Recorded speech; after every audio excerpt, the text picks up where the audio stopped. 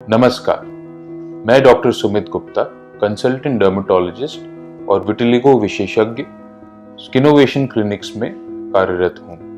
आज हम बात करने वाले हैं विटिलिगो में सर्जरी के बारे में।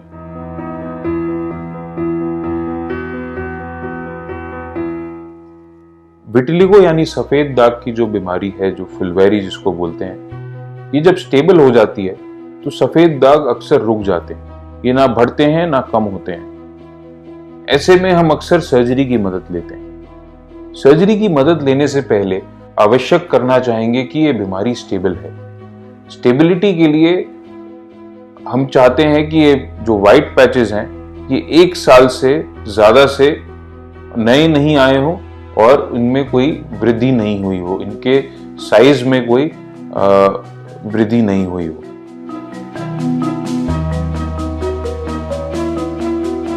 आमतौर पे जो पहले जमाने से सर्जरी की ऑप्शन रही है वो है स्किन ग्राफ्टिंग, जिसमें एक त्वचा का टुकड़ा लेके जहां पे व्हाइट पैच है उसको व्हाइट पैच की स्किन को हटा के वो त्वचा का टुकड़ा लगा दिया जाता है। त्वचा का टुकड़ा अक्सर थाई से या पीछे बैक से लिया जाता है।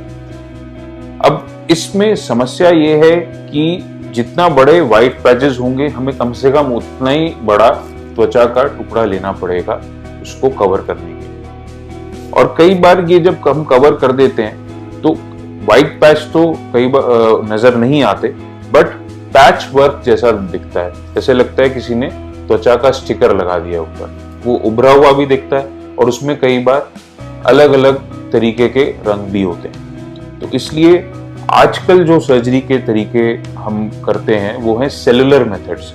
जिस तरीके से हम सर्जरी आजकल करते हैं उनको सेलुलर ग्राफ्टिंग मेथड्स बोला जाता है।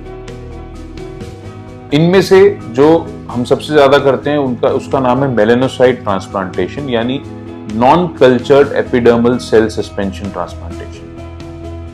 इस सर्जरी में हम एक बहुत छोटा सा त्वचा का टुकड़ा लेते हैं, वहीं थाई से या बैक से जो एरिया नॉर्मली दिखता नहीं है, हम जिस तरीके की पोशाक पहनते हैं उसमें दिखता नहीं है, और वो छोटे से टुकड़े में से हम मेलेनोसाइट्स यानी जो रंग बनाने वाली कोशिकाएं उनको एक प्रोसेस के द्वारा, एक प्रक्रिया के द्वारा अर्जित करते हैं। उसका एक तरल पदार्थ बना के जहां पे भी सफेद दाग हैं उसको हम कुरेद के वो सस्पेंशन को डाल देते हैं और ऊपर एक ड्रेसिंग लगा देते हैं। वो ड्रेसिंग लगाने से धीरे धीरे वो भर जाता है।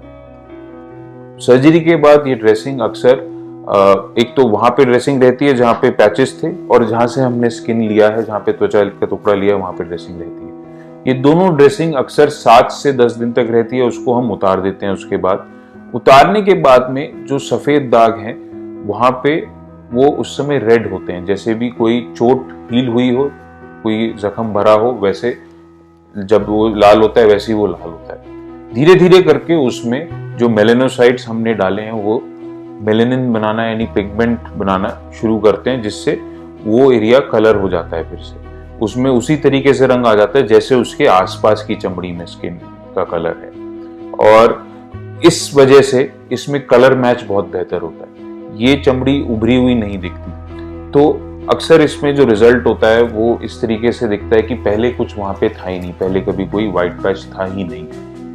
आमतौर पे पहले महीने में पिगमेंट आना शुरू हो जाता है, और कभी कभार जल्दी पिगमेंट आ जाता है, कभी कभार 6 महीने लगते हैं पूरी तरह से वो पैच को रिकवर करने में। तो इसलिए हम सर्जिकल मेथड्स में आजकल मेलेनोसाइट ट्रांसप्लांटेशन प्रेफर करते हैं और उसी को ज्यादातर अपने मरीजों पे करते हैं। मेलेनोसाइट ट्रांसप्लांटेशन यानी non cultured epidermal cell transplantation का जो सक्सेस रेट है वो काफी हाई है, काफी ज्यादा है। इसका कारण ये है कि हम अक्सर पेशेंट्स जो चूज करते हैं वो बहुत सोच समझ के चूज करते हैं। वो स्टेबल होने जरूरी हैं, उनकी जो बीमारी है वो बिल्कुल रुकी होनी जरूरी है, तभी उनमें ये सर्जरी का फायदा होगा। हमने सैकड़ों मरीज जो आज तक इस ट्रीटमेंट के द्वारा ट्रीट करे हैं उनमें करीब करीब 90% से अधिक का सक्सेस रेट रहा है। और कुछ तरीके के विटिलिगो होते हैं जिनको सेगमेंटल विटिलिगो बोलते हैं, यानी जो एक ही जगह पे शरीर के रहते हैं, या फिर पाइबाल्डिज्म एक सफेद दाग की बीमारी होती है जो विटिलिगो से अलग होती है। इन बीमारियों में ये प्रोसीजर का सक्सेस रेट करीब करीब 100% है। इनमें ये रिस्पॉन्ड करता ही करता है क्योंकि वो पहले से स्टेबल होते हैं।